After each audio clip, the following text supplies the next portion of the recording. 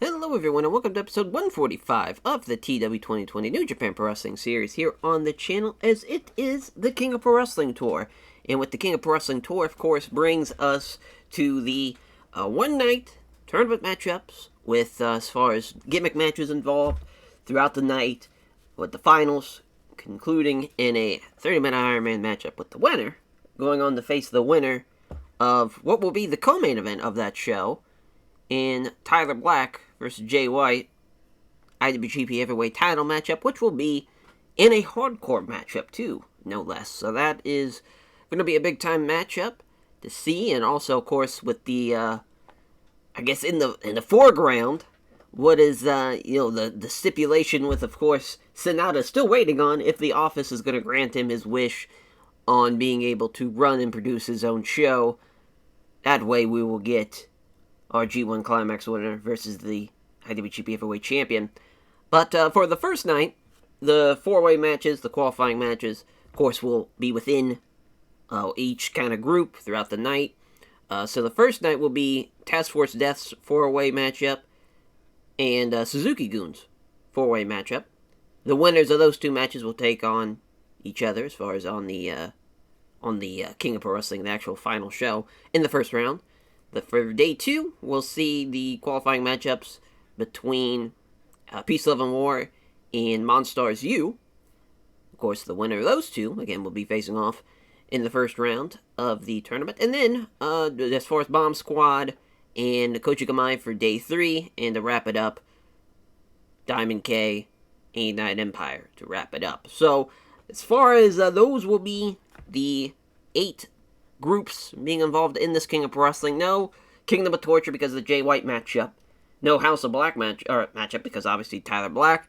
And Designs of Perfection electing not to be involved due to Sonata's impending request. And he hasn't threatened yet to withhold everybody from the tour. But that might, if negotiations don't come easily for him, could possibly be seeing that on the horizon there.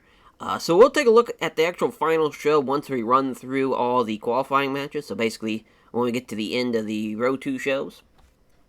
For the first one, though, we're already ready to go. We just got to get to it. As far as with the backstage incidents, we got a lot of them, my God, as Tanahashi with one of his proteges in Yoshihino Ichigawa, of course, one of the Young Lions, as he's passing on selling tips. Great Okan getting psychology tips from Yuji Nagata. Then Bull Nakano passing on microphone work to Mari Akamoto and Isaku Yakusuji as far as passing on tips on using psychology. So that's mainly what those backstage incidents are at this point in the save. But yeah, obviously the main event, I think we're going to go with the 4-way of United Empire. Having the never open-weight 6-man champs involved, plus Josh Alexander, as Walter will be beating Josh Alexander. That's going to be 24 minutes in that affair. The junior champ does not get involved in the finish either. Then for Diamond K, Katsuhiko Nakajima, Konosuke Takeshita, Kato Crusher, and Kato Crusher. As far as with this one, seeing Cody Umeda get the win over Kato Crusher in 28 minutes. So as far as those will be the two men facing off in round 1. At least we see that so far. Then this matchup here with Hiromu and Kirishio versus Kazuchika Okada and Keisuke Okuda. Since we're seeing a Bomb Squad Koji Kamai matchup on the next night, we're having a little build up to as far as getting these guys some reps before that day. As Hiromu gets the win with a Steeler, as far as in the Steeler Show matchup, he could beat Okada or he could beat Okuda. Doesn't matter really to me in that regard. Also going to have a Diamond K United Empire matchup here with Kenta and Kosai Fujita against, as far as, not supposed to be Josh Alexander, it's supposed to be Corey Jarvis here. There we go. Which, I mean, I guess we could technically use somebody else, because, I mean, we could use Makabe. I think that's what we're going to do instead. I think that'd help him out a lot, yeah. I think that's a better idea anyways. So Gab McGavin getting the win, too. 49 Empire over Diamond K. And we'll have Leono Fujinami and Daichi Hashimoto against the Designs of Perfection here, as Hashimoto is going to beat the Burberry Baba. So as far as little Lion Mark teaming, of course, in the second generation stars of Leona Fujinami and Daichi Hashimoto, getting the win there. And the opening contest, it's a Joshi tag matchup here, is the Dark Order team, Chris Statlander, Jamie Hayter against Thunder Rosa and Sage Sin, the Ladies of Torture, if you will, as far as Thunder Rosa and Sage Sin. Jamie Hayter getting the win in that one. We actually need a technical masterclass matchup. I just now realized that, because, yeah, that's the one thing we need. Oh, no, we got it. That's right, it's, that tag match there. Yeah, I mean, I think we're good to go, though, as far as once we pick a venue. Obviously, we won't be running Kanto. Not exactly sure where we're going to run that final show at the King of Pro Wrestling, because I don't think we're going to run it here. I don't think, yeah, because, I mean, 25,000 is a little small, so, yeah, we'll run the Takamatsu City General Gymnasium, about 3,000 people. It's going to be a little shy of full capacity, but we'll take it. But, yeah, let's run the show here. It's a 67 for the opening contest. Jamie Hayter, Chris Statlander getting the win. Better team. Of course, Jamie Hayter pinning Thunder Rosa 942. We must not have Jamie Hayter's finisher. But yeah, Thunder Rosa and Raven Creed, zero chemistry between the two. Just fucking great. And she also doesn't want Raven Creed as her manager. The Ladies of Torture team has not worked that out at all. At fucking all. Daichi Hashimoto and Leona Fujinami beating Burberry Bob and Tomoe Tom Ford here. They were the better team. It was actually kind of close. Obviously Hashimoto better than everybody else in the matchup, but Hashimoto gets in with the vertical drop brainbuster there. That's a 76. 77 for Kenta Kosai Fujita against Gab McGavin and Daniel Makabe. Yeah, the better team getting the win here. It was, again, pretty close, but McGavin getting the win with the submission over Kosai Fujita in 20 minutes. And that's a 77. Damn, a 66. This fucking stunk. So much for a Steel Show matchup, but Hiromu gets the win over Keisuke Okuda with a double underhook pile driver, too. What a fucking finish. So yeah, he was the best guy in the matchup, but Keisuke Okuda, second best guy in the match with a 57. I mean, that's insane. I know Hiromu was really off his game, but a 69 performance is insane for him. Diamond K, as far as the four-way ends with Kota Umeda beating Kaito Crusher. Umeda and Konosuke Takeshita, best guys in the matchup. Konosuke Takeshita, former winner of the King of Pro Wrestling, but Kota Umeda looking to join the ranks potentially there, but he's got to get through Volter, who wins. Oh god, sorry about that. It's knocked over the water. As Volter, Zack Sabre Jr., Lee Moriarty, and Josh Alexander here getting an 85. I guess we could have had McGavin, or not McGavin. Could have had Daniel Makabe in the matchup instead. Josh Alexander made it a little bit better, but that's alright. Because, gives Josh Alexander a loss here with Volter. And Lee Moriarty doing the same. And then, Zack Sabre Jr., though, getting the best rating in the matchup. I could have, definitely seen Zack getting the win here. But with Volter, and that's an 82 for the show rating. Not too bad. That Steel Show matchup was the worst thing on the card, which is insane. I figured it was going to be, not so great, but I didn't think it'd be the worst thing on the card. So that's pretty wild. But that's day one. So we see Volter versus Cody Umeda is the first tournament matchup set for King of Pro Wrestling. Now we'll go on to day two to see what will be in the next matchup. Alrighty, day two, as backstage instance again, as far as Tanahashi passing on selling tips this time to Yoshino Ichikawa. Brian Danielson passing on microphone work to Daniel Garcia. Fuck yeah. As, so for, of course, this main event, I don't think it's going to be the Koji Kamai one. Definitely think it's going to be the Bomb Squad one, which, what a group this is, though. I mean, Hiromu, Ryu Lee, Rush, and Samurai Del Sol. Hell of a four-way there with Rush getting the win, beating Samurai Del Sol. And he'll be taking on Ricochet. Because Ricochet's going to beat Okada, too. I mean, what a fucking win. Obviously, Ricochet's going to be the best guy in this matchup, pretty much by far. I don't think it's going to be close in that regard. So Jon Moxley and Shota Umino versus Suzuki-gun. Which I now just realized, I'm pretty sure the order of what I said was going to happen for each night is definitely out of order. Because, I'm pretty sure I said Task Force Death and Suzuki-gun was going to be on the first night. It's going to be the next night, and hence why that match is taking place. So it's a Tactical Masterclass matchup. Moxley and Umino versus Suzuki-gun team of Claudio Castagnoli and Shota Ishino, which Shota Umino is going to get the win here over Claudio Castagnoli in that one. So actually, didn't mean to back out of it. Meant to give him win over Claudio. So that's a huge win, though, for Shooter. He is not going to be involved in the four-way, though. It's going to be Moxley, Pentagon Jr., Ray Phoenix, and Pac. Then, here's the Koji Kamai Bomb Squad little matchup. Since, of course, they're having their qualifying match tonight, as it's going to be El Hira del Airbender and Francesco Akira taking on the Bomb Squad team at Demonic Bomba and Hiro Kawato, rather. As Kawato is going to probably lose here to Francesco Akira. We might as well just have him. We'll let the game decide. Fuck it. But yeah, let's just do the show matchup. And then here's the Cosmic Angels versus Kimi Nishimura and Midori Nomura, which a little Joshi tag matchup with, of course, the Young Lionesses, which, of course, the Cosmic Angels are going to get the win there. And the Moroka Takato and Kaji D'Amato, as Kaji D'Amato's going to beat the Young Lion there in 10 minutes. What a win. Oh, that's right. It is not the, we already have a technical match class matchup. It's that, yeah. As far as, I think it's going to actually be a really good card.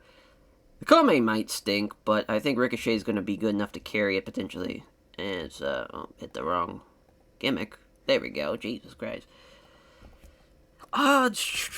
Let's see. Yeah, we just obviously ran Shigoku. So we could run Shigoku, because I think that'd probably be a safe bet. If we can get a 5,000 seater, that'd be great, but it looks like 4,075 will be it for the Hiroshima Green Arena. Here for day 2 of the Road 2 show of King of Pro Wrestling. Kaji D'Amato beating Moroka Takato. Is insane that Kaji D'Amato is outperforming Tetsuya Naito in this save now. But he gets the win with the Tomato Vine at 950. Another match that goes about 9 minutes as the cross heel look for Teihonma over Akimi Nishimura, which is a great win there for the Cosmic Angels. They are great. We need to book them more often, but Midori Nomura actually is almost in the 40s. She's doing great. As for her run so far, Shotaro Ashino and Claudio Castagnoli losing to Jon Moxley and Shota Umino, as Umino gets the win with the Death Rider over Claudio in 2021. Yeah, I mean, Claudio's almost in the 50s now, so it just kind of is what it is, unfortunately. We know he's kind of going down the card. As for El Hira del Airbender and Francesco Akira, they get the win, of course, over the Bomb Squad team. Demonic Bomba and Kawato. Kawato does, in fact, lose to the Akira Assault in 9:43. Another matchup we probably should have gave a little bit more time to, but a 78 for the co-main. Ricochet getting the win with a spinning Michinoku driver onto Kazuchika Okada, who, was the worst guy in the matchup, even though he was really off his game. And Ricochet was off his game, too, so I'm actually surprised he even got a 78. So again, I got blessed there, but an 88 for the main event with Rush getting the win. He gets the win with the Lalanza over Samurai del Sol. Hell of a performance. Rush, second best guy in the matchup. Hiromu was the best guy. But of course, Hiromu and Ryu Lee right now, the current New Japan Strong Tag Team Champions. As far as, the New Japan Strong Openweight Tag Team Champions, rather. So they have, they are busy right now. I wouldn't say they're not entirely not busy enough to not have a matchup, as far as at King of Pro Wrestling, as far as like being involved in the tournament, but still, just kind of thinking the grand scheme of things, we want someone in here that has a great chance of winning. Rush is in a really good spot to do that, and he'll be taking on Ricochet. As far as for in the tournament standings for the finals, rather, that will be a first round matchup. So we already got the first half done. As far as of the qualifying matches. Now we just got the back half left. And before you know it, we'll be at the finals of the King of Pro Wrestling. Alrighty, day 3. So our backstage entrance is just once. This usually the guy passing on psychology tips to the Great Okan. But the 4-way elimination matchups, of course, or not even elimination matchup, just one fall or finish matchup, Suzuki-gun and Task Force Death. As the main event's definitely going to be the Task Force Death one. But that Suzuki-gun matchup should go pretty well. As well, but Pentagon Jr. is going to beat his brother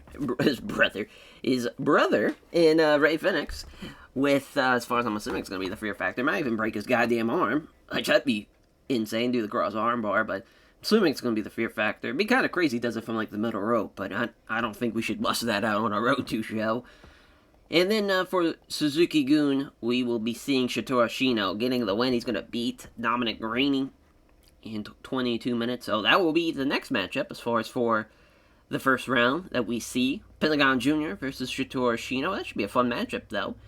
So we got the Umino-Claudio rematch. This time it's just a singles matchup. And Umino's going to get the win again here. So that's a big-time win. That's the first singles match these two have ever had before. So that's a big win for Shota Umino, beating a guy like Claudio Castagnoli. Then Rex Steiner versus Herman Hurst. So at least Suzuki-gun's going to get something going here tonight. don't think that should have probably been the steal of the show matchup, but it is what it is. But the Divine Angels against the Young Lions of Kenji Shiga and Osamu Nojima, as the Archangel, the Venom, and Angel Garza team will get the win in that one. And Coughlin and the Connors against Keith Lee and Levi Mir, as this will probably be the steal of the show matchup. Even though it's not going to help out for Keith Lee and Levi Mir, I think that's going to help just overall, because I think this is going to be the opening matchup now. So yeah, we'll switch that around with that. So Coughlin and Connors, Keith Lee and Levi Mir, yeah, as far as the Monstars U team, will get the win. They will be competing in the last four-way matchup. Peace, Love, and War and the Monstars U, respectively. Levi Mir getting the win over Clark Connors. That's a great bit of momentum building going into his big-time matchup with the Monstars U team. As, again, Shotaro Ashino beating Claudio Castagnoli is such a major matchup. And, of course, it's Technical Master Class, too, so I'm glad I swapped that out. Yeah, this is going to be a hell of a show, especially for that main event. We might run the Sapporo Dome, so I'm going to keep that kind of open in case we do. Yeah, we'll run Kansai here. If we can run the... Oh, yeah, let's say. I thought the Kobe...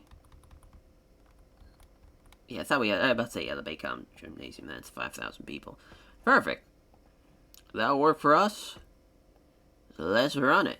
It's a 52 for Rex Steiner and Herman Hurst. Is a military press power slam for Rex Steiner, as he gets the win in 8-14. Obviously, Rex probably should have been way, way better in this save. He just kind of got fucked.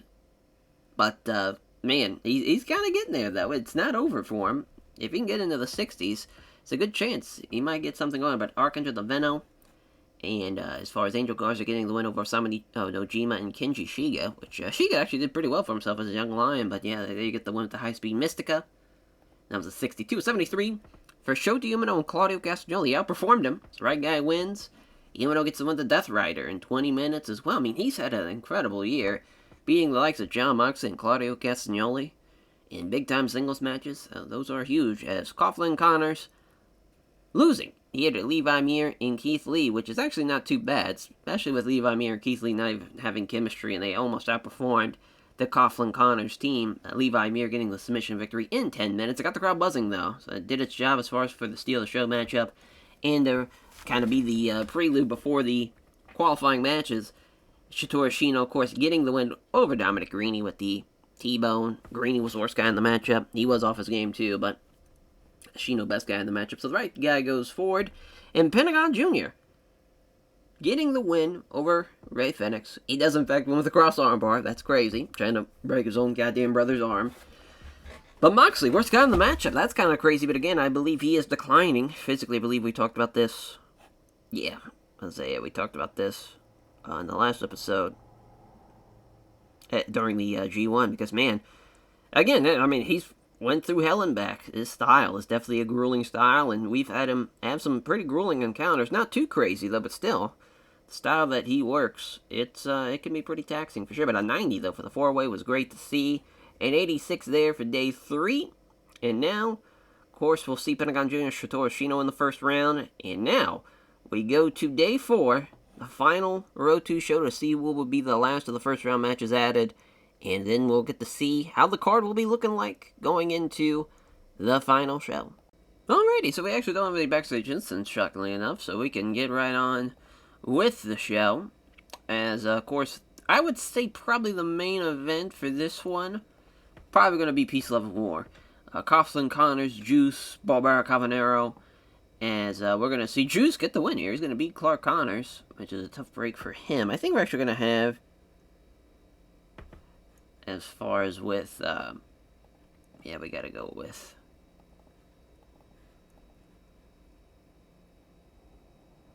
yeah, because I think Cavanero is still dealing with his injury, because I believe, if we can just check, believe he's still dealing with chronic shoulder pain, yeah, so we know he's not going to do so well. Unfortunately for him. I guess we could have had Caveman Oog in this matchup instead, but I feel like even with an injured Barbara Cavanero, he's still going to outperform what Caveman would have done. But Great Khan getting the win for the Monstars U team. He beats Dijak, too, so that's a huge win. But, yeah, I mean, this should actually be a pretty good matchup. All things considered. And so, yeah, that's our last matchup of the first round. As for the actual final show, it's going to look like this. So, submission matchup to kick it off with Pentagon Jr., Shito Ashino. First blood matchup with Juice Robinson versus Great Khan. Finisher matchup. So, the first guy to hit his finisher will win. Rush versus Ricochet. Regular singles matchup for Cody Omega and Volter. Lumberjack matchup for Juice Robinson and Pentagon Jr. Of course, we see now Pentagon Jr. is going to beat Shito Ashino and Juice is going to beat Okan. 2 out of 3 falls matchup for Volter and Rush in our co-main event for the heavyweight title. Hardcore matchup. Jay White versus Tyler Black. I'll put a little... There we go for Tyler Black. But our main event, in a 30-minute Iron Man matchup, we will be seeing Pentagon Jr. versus Rush. The Luchadores will be battling it out in our main event. Kind of crazy to think that Pentagon Jr. is going to make it this far. Honestly, I've always wanted to have Pentagon Jr. have a bit of a main event push in this. Obviously, his ratings never really dictated that, and plus he was kind of dealing with substance problems. But now he's at 100%. He still is not there as far as performance-wise, but why not have him have a one-night run where he's in the finals of the King of Pro Wrestling? And plus, him and Rush would be an awesome matchup, too. So, there's that. So, the House of Black, Kingdom of Torture matchup, building up to, the course, the Jay White-Tyler Black matchup. As Devitt's going to beat Christian Casanova for the Kingdom of Torture, getting the win there. And for Katsuya Kitamura and Yoshiki Inamura beating the Young Lion team of Masaki Fukuzawa and Ryushi Kai, as Yoshiki Inamura is going to get the win. Oh, yeah, Masaki Fukuzawa is actually hurt. So we'll use somebody else. Let's go with... Yeah, let's go with Kyoto Michinori. That works for me. As, did he get added? Okay, it didn't. The Lucha Brothers. So for Shito Ashino and Chaz Gable. Of course, this is kicking off the final show. But here, it's going to be a time of withdrawal. 30 minutes. Needs more time. I wanted to protect everybody in this matchup, so it just kind of came up with, well, it's got to be a time limit draw, because I don't want anyone to lose. I definitely don't want Pentagon Jr. losing going into his matchup with Ashino. I guess we could have. That would have been an interesting story, to have Ashino having a win going into that final show, but Pentagon Jr. pulling off the win. But I felt like this was the best case scenario in that regard. It's going to be kind of weird probably following that, but I think it's going to go over pretty well. And the Steal the Show matchup, though, is going to be Statlander and Maki Ito, as Statlander's going to get the win, so that's a Joshi singles matchup there in that regard. And, yeah, we're good to go. A couple guys being used slightly too much. Some guys not enough, too, at the same time. But I think we're going to cut that down to 20. Maybe that'll help out that matchup. Yep, it will.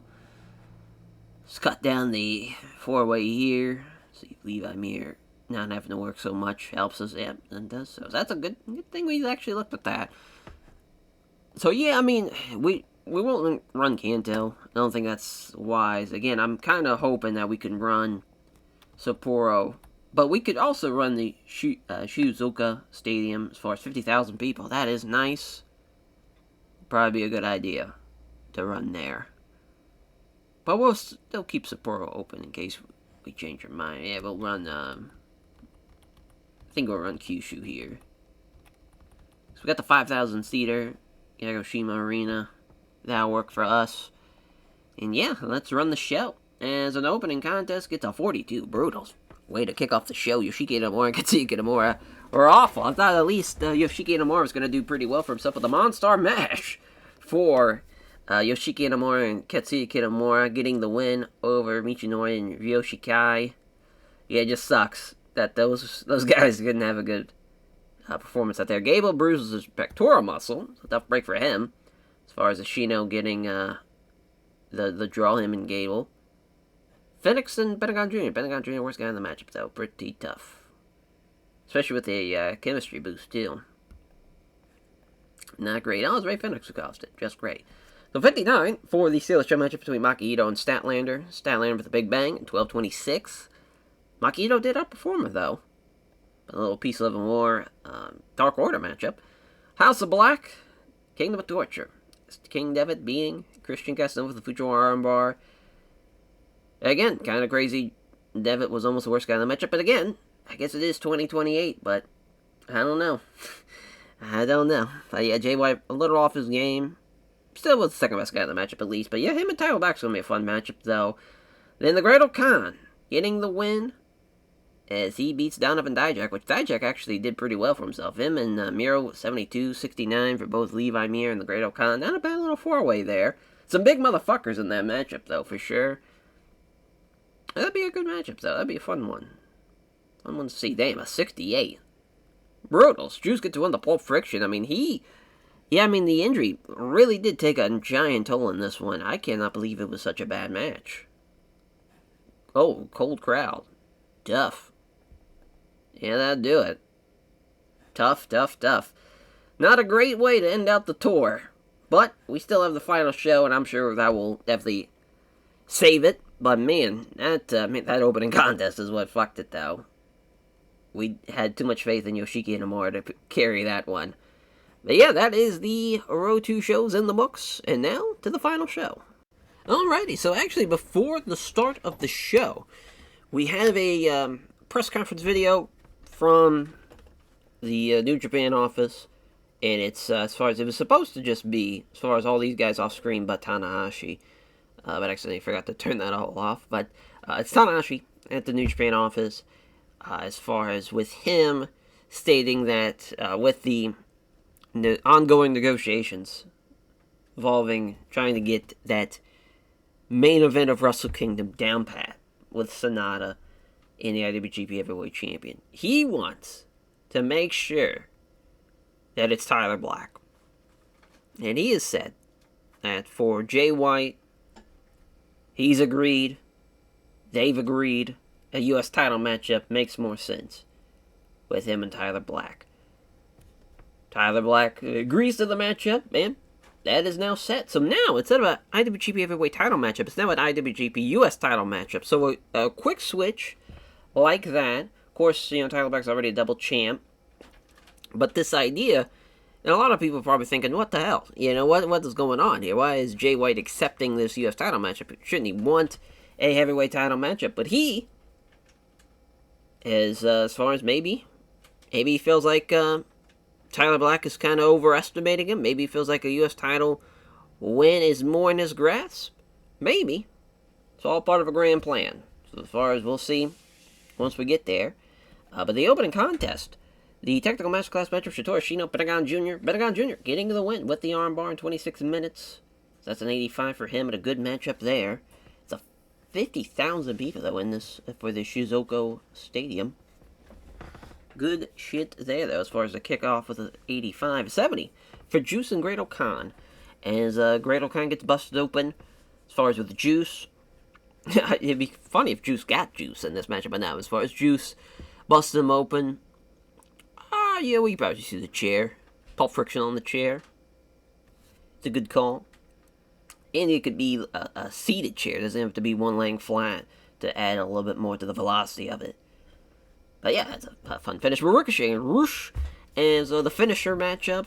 So it's not like a shoot fight. It's a finisher matchup. First guy to hit his finish, so he hits the Lalanza.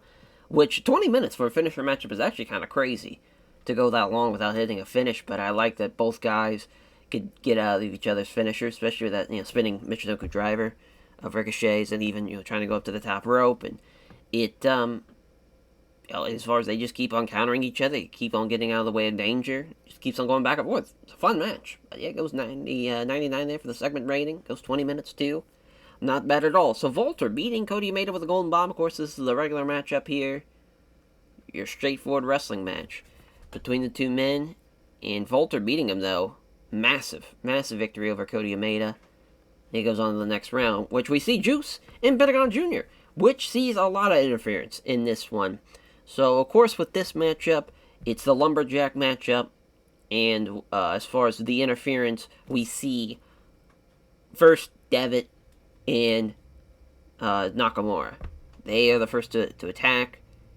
Pentagon Jr., though, tries to fight him off. In comes Moxley and Ray Phoenix to even the fray. Eventually, Pentagon Jr. does in fact get the win And it's because Juice is going for Pulp Friction. Pentagon Jr. rolls through it with an armbar. He's near the ropes, but the referee doesn't see it as Ray Phoenix kind of kicks and shoves Juice Robinson's, not really kicks, he just shoves it as far as from the floor, foot away from the ropes to make sure it will be a finish. And we see it is, in fact, a win for Pentagon Jr., getting the win. So he goes on to the finals, and he'll be joined by Rush after he beats Volter in a 2 out of 3 falls matchup. But the La Lanza, 2 falls to 1. He lost the first one. Love it. Absolutely love the match. Love the finish, too. And we go to our co-main event, hardcore title matchup. Now, a stipulation involved, which we forgot to talk about for this hardcore matchup, is to make sure there's no Kingdom of Torture and there is no House of Black interference. It is, even though it's a hardcore matchup, that is the one thing. If interference happens, match gets stopped, Tyler Black retains the belt. At least for, either he retains it if, Kingdom of Torture guy interferes. If it's House of Black member that interferes, then it's a win for Jay White. But we see interference, though, still. It's from the Velocities. Another fast one pulled. As the Velocities get the win, Drew London, Paris De Silva getting the win, beating Tyler Black as Jay White, and he's the new U.S. champion. Tough break for Tyler Black to lose like this, but Jay White, though. With this now, again, the loose alliance that is taking place here between Desires of Perfection, Kingdom of Torture, and Peace, Love, and War. We've been seeing it time and time again now. We just saw it, of course, with the Lumberjack match, to have literally Kingdom of Torture guys at ringside with Peace, Love, and War guys at ringside. So that's, again, just multiple layers of this story of how these guys are running roughshod over New Japan, and they just stole the U.S. title from Tyler Black. But our main event, to see who will be taking on Tyler Black at as far as Wrestle Dynasty, we should have this be the co-main event, because I knew they didn't have chemistry. But I figured they could still have a good enough matchup. They did not have a good enough matchup. But Rush beats Pentagon Jr. 2 falls to 1, so another kind of 2 out of 3 falls scenario. That man worked almost an hour. A little over an hour. So did Pentagon Jr., to be fair. So, these guys earned it. Probably should have had to be the semifinals. Probably should have actually had another matchup as, kind of between the new King of Pro Wrestling Finals and the U.S. title matchup. Probably should have had the U.S. title matchup main event to show. But as far as we have a post-show press conference, and it is with Jay White and the Designers of Perfection, as he is ecstatic. And he says that they, as far as they called him a crazy man for accepting the deal. But this is not a deal that was hard to think about. This was a layup. Get to team with the Velocities, the Junior Heavyweight Tag Team Champions, get to have the U.S. title. Sonata reassured him that if he took this matchup, he was going to walk away the U.S. champion, guaranteed it. And he did exactly that. He's a man of his word, unlike that piece of shit Tanahashi. So, taking a stab at Tanahashi with that one, too. And as far as gaining the U.S. title, it's one thing that New Japan does not have anymore, potentially. If, in fact, there is a mass exodus. So, as far as now the belt for them, it's all falling together for Sonata. That's the first domino effect from this story.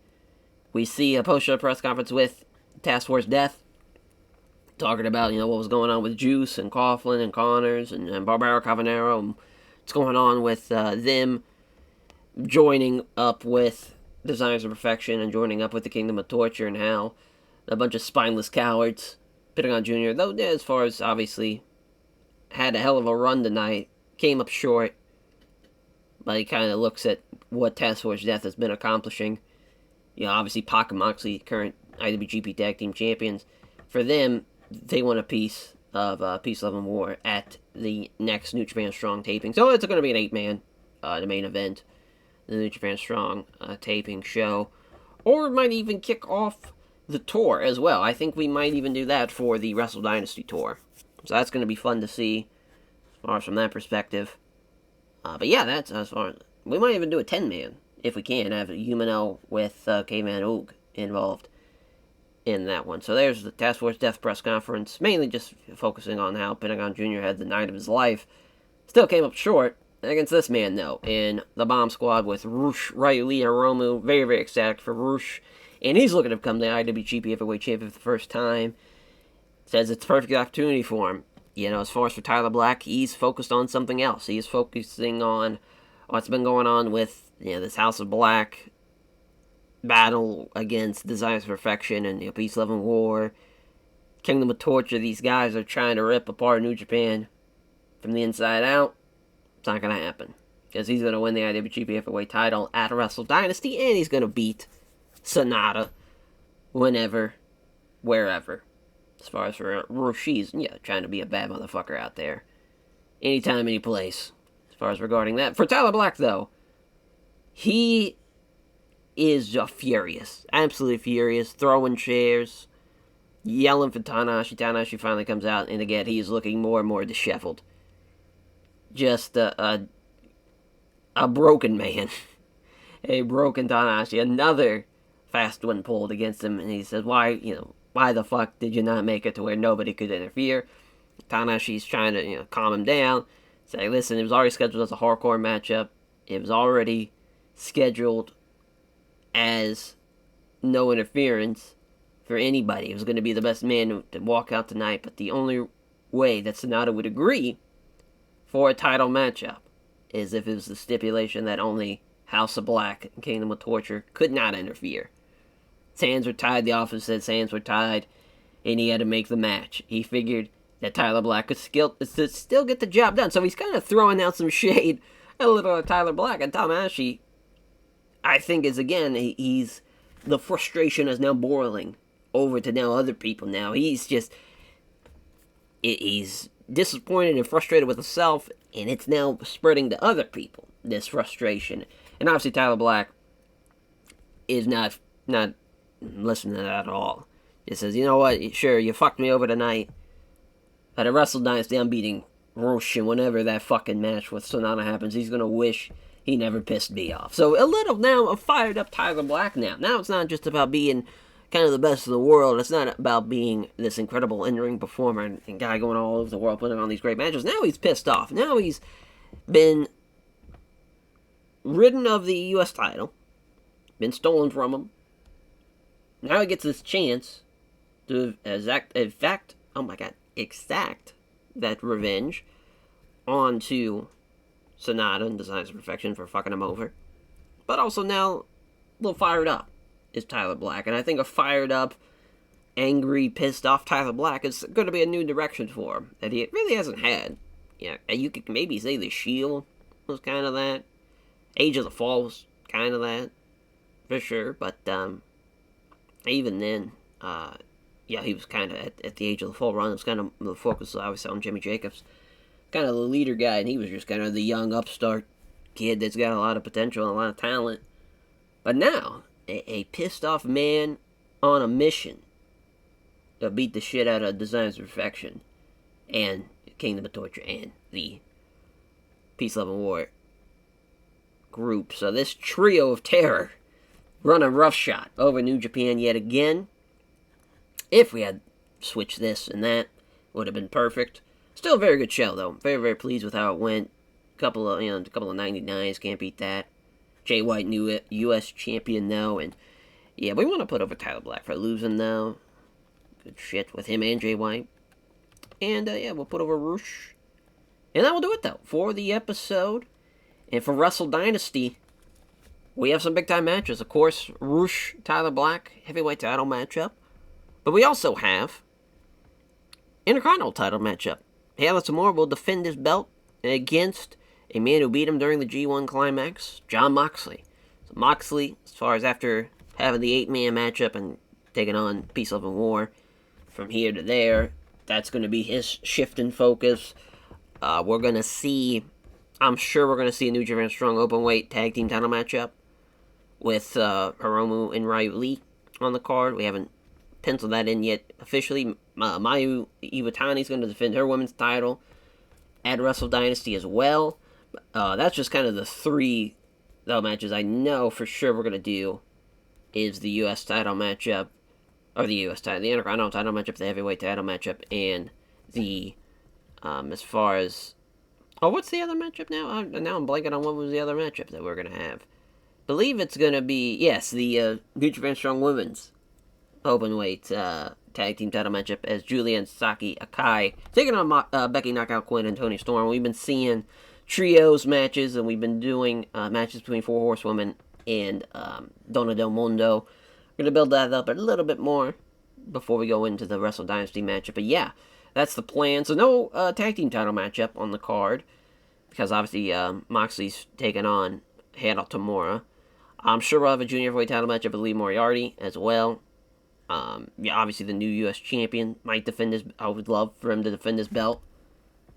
I would also, I mean, it would be great for him to potentially face off against somebody from House of Black. Maybe even could, as far as have somebody from the Lion Mark side. Have, Daichi Hashimoto or Fujinami try to take the belt away from him. Kanatana, she sends him out there to try and get the job done. We'd love to have another Openweight 6-man tag team title matchup, too, at the same time, since they haven't defended those belts yet. But I think we're going to do that during the tour. That's probably what we'll do there. But yeah, that's just kind of where we're at. I'm sure we'll have a New Japan Strong Openweight or a Never Openweight, or maybe just have both belts on the line for Will Hobbs as well. But that will do it for this episode. Thank you all for watching, and we'll catch you guys next time for Wrestle Dynasty. Take care, everyone.